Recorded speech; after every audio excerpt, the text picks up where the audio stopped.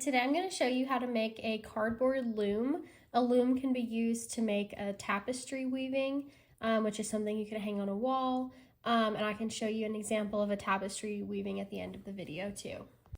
I have my piece of cardboard, I have a Sharpie, a ruler, and some scissors, and I'm going to go ahead and get started. So I just need a flat piece of cardboard, so I'm going to take apart this box. I'm going to take my scissors and I'm going to cut away the extra cardboard.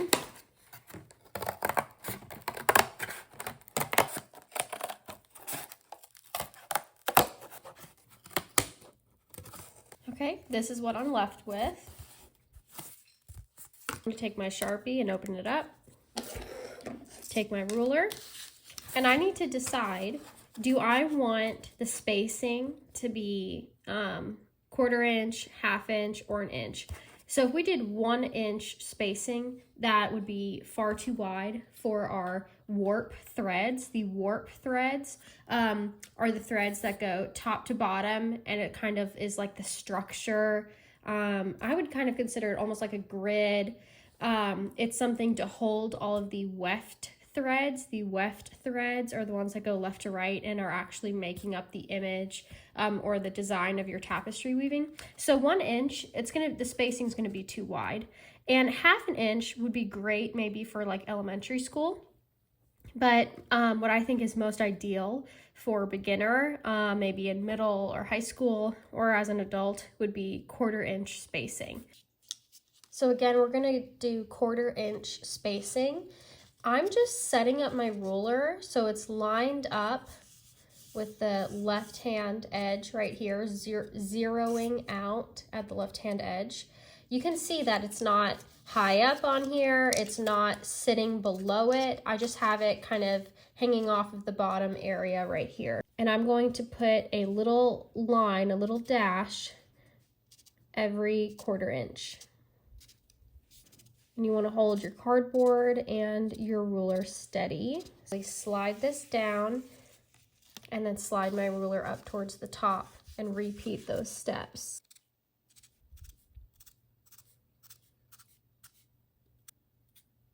Okay, so you can see there's a teeny tiny little gap here and here on the end. We probably won't even use that dash. This one right here and this one right here will probably be our stopping point on that end. And there's still a little bit of a gap here that'll work well to hold our threads. Okay, let's move on to the next step. Just going to cut the cardboard. I'm making sure that my cuts are lined up with my Sharpie marks. Depending on how thick your cardboard is, you could make these cut lines longer or shorter. I would say that the thicker and stronger your cardboard is, the shorter these cutting marks could be. And then if you have a thinner piece of cardboard, maybe cardboard that makes up like a cereal box, for example, you might want to have lines that are longer like this, just to keep everything held together better. That's good. I'm going to turn it.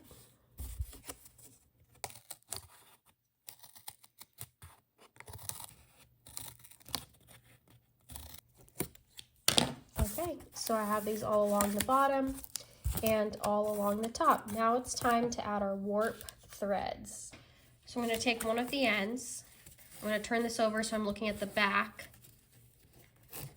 And I'm just going to slide my piece of yarn right in there. I might put a piece of tape here to hold it in place. I'm going to let that be optional for you.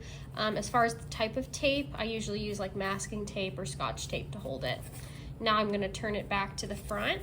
I'm going to find the first opening on the bottom or the opposite end, pull the yarn through, turn it over again, find the next opening on the back, pull it through, and I'm just going to continue that process. So this is me adding the warp threads to my cardboard loom.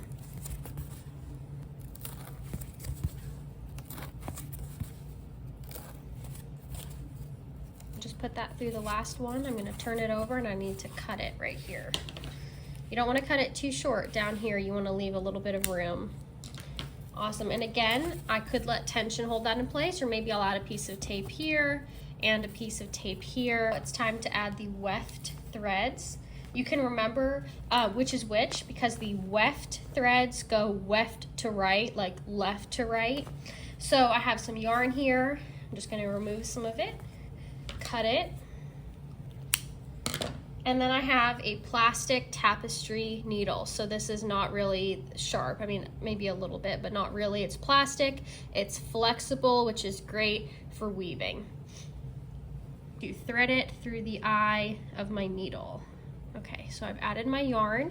You could tie a little knot here to hold it in place, or you could just pinch it with your fingers to hold it. And I don't need to tie a knot on this end. I'm gonna start on the left-hand side over here, and you could start under or over. Over is usually what I like to start with. So I'm going over, under, over, under, over, under. So it's an over, under, or under, over weaving process. Okay, here's an example of my finished weaving, which is ready to be hung on a wall. So it's a sunset. You can see I have some different textures of yarn. This yarn right here was actually a multicolored textured yarn. So instead of having to switch which yarn I was using throughout the sky or the sunset, it was actually just one type of yarn, which was really neat. That's a great way to save time too, and to make an artwork look maybe more impressive if you're working with a younger age group. Then I had the solid yellow, solid blue, and then down here at the bottom, I tied extra yarn and let it hang down, and then I kind of trimmed it, and I even looped in some seashells just to make it more fun. You can see I have little knots up here. So this light blue at the top, that is a little bit of the warp thread color that you can see. So again, looking at my other example, this dark green is my warp thread color. And for this one right here, it was this kind of super pale blue. It almost looks like gray a little bit. And then this is what the back looks like. The back is not really meant to be seen. You can see I've taken a lot of loose pieces on the end and I've folded them in to the back and then taped them to hold them in place. So I don't have any knots tied on this except at the very top in order to hang this on a wall.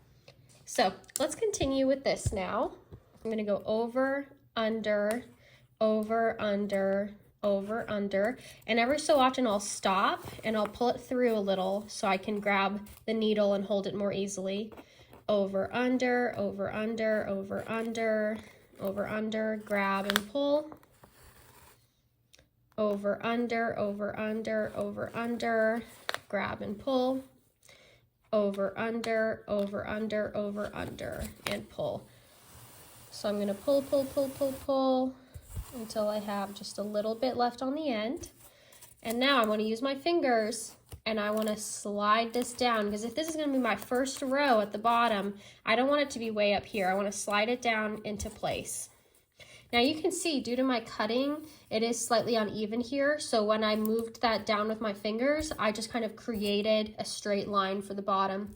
Now I could add some tape and tape this onto the back or the side, or I could just be very careful and try and let it be held there just through tension.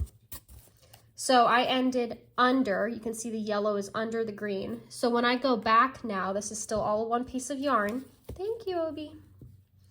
Okay, thank you.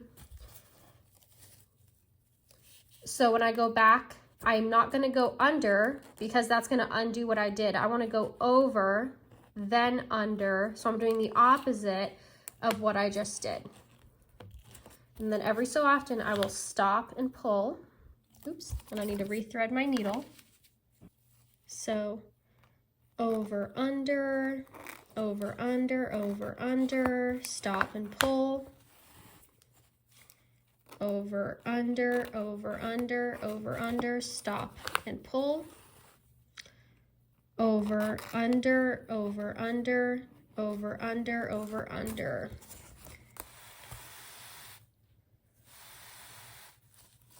You don't want to pull too tight because you don't want these warp threads to start to be pushed in. So I'm going to go back and I'm just going to pull on that back the other way. Slide that down into place. Okay. And then if I was done with this color, I could cut it right here. Or if I need to keep using it, I could turn around this way and I could keep going. Awesome. Okay. Thank you for watching.